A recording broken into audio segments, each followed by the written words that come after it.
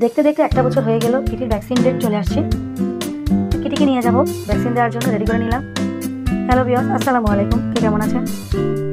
আমার কিটিকে আজকে নিয়ে যাচ্ছি আবার ডাক্তারের কাছে, তার ভ্যাকসিন দিব। আর কিটি এত শান্ত চুপচাপ হয়ে গেছে ইদানিং। তো আমরা চলে আসছি রাস্তায়। আমাদের মতো ভাইয়া আপুরা বিড়াল পালেন, তারা অবশ্যই একটু বিড়ালের যত্ন নেবেন আশা করি। আর কিটি কি সুন্দর উপভোগ করছে বাইরের দৃশ্য। আকাশটা অনেক ভালো লাগলো আমার কাছে, তাই ভিডিও করে নিচ্ছি। এত সুন্দর আকাশের রংটা নীল। তো যাক, চলে আসছি আমরা ডাক্তারের কাছে। আমিও কাটতে দেখালাম একটু।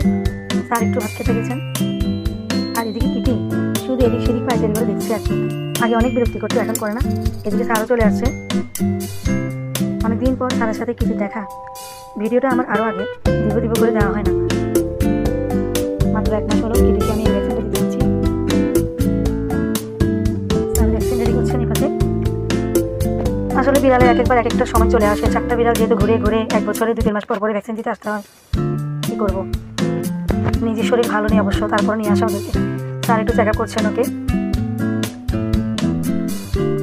কিটির বয়স এখন 10 বছর চলে, তারপরেও আলহামদুলিল্লাহ ও অনেক সুস্থ আছে, ভালো আছে। সবাই দোয়া করবেন। আর ওকে যেহেতু আমি স্প্রে করালাম, স্যার একটু চেক আপ করছেন ঠিক আছে কিনা।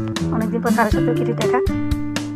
তা আসলে বিড়ালদের একটু যত্ন নেওয়া উচিত, যেহেতু ওরা আমাদের পরিবারের একটা অংশ। ওরা সুস্থ থাকলে আমি সুস্থ থাকি, আমি মনে করি। আমার কাছে কেন জানি ভালো লাগে না বিড়ালটা যদি অসুস্থ হয়ে যায়, মনটা অনেক একেবারেই খারাপ হয়ে যায় বলতে গেলে। কী বলবো আর বাইরের বিড়ালদের যে অত্যাচারগুলো দেখি, ওগুলো তো সহ্যই করতে পারি না। দেখেন কি চুপচাপ হয়ে বসে আছে এখন। তো যাক, সবার বিড়াল ভালো থাকুক, বাইরের বিড়ালগুলোকেও ভালো থাকুক আল্লাহ। তো আমি কার্ডটা আরেকবার দেখাই দিই। ভালো থাকেন সবাই।